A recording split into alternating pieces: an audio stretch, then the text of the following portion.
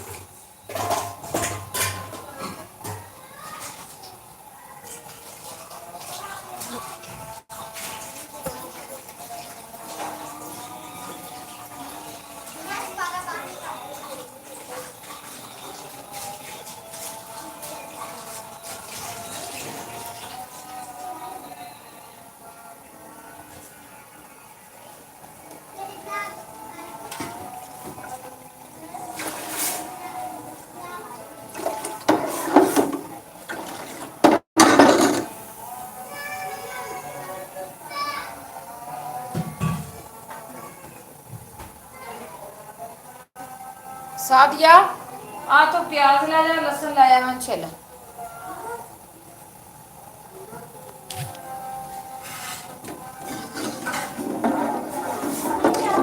प्याज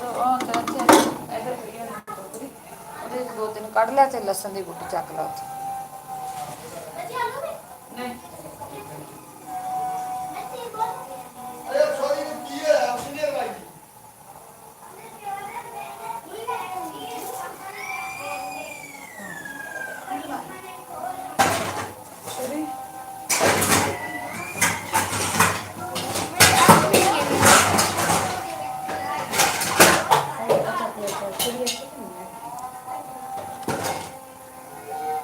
नहीं चलता पिया नहीं नहीं अच्छी छुरी मत ਉਹ ਵੀ ਵਿੱਚ ਵੇਖ ਛੋਟੀ ਛੁਰੀ ਪਈ ਹੋਣੀ ਵਿੱਚ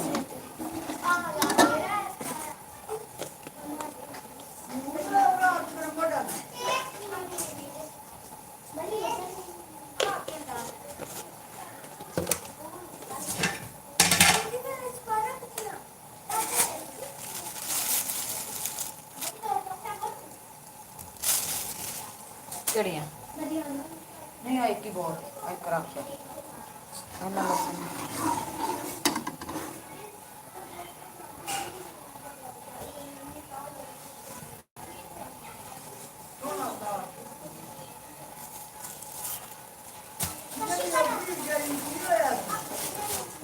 ਪਈ ਸੀ 3-4 ਸਾਲਾਂ ਦੀ ਮੰਜੀ ਤੇ। ਬਸ ਡੇਢ ਜੀ ਉਮਰ ਦੀ ਸੀ।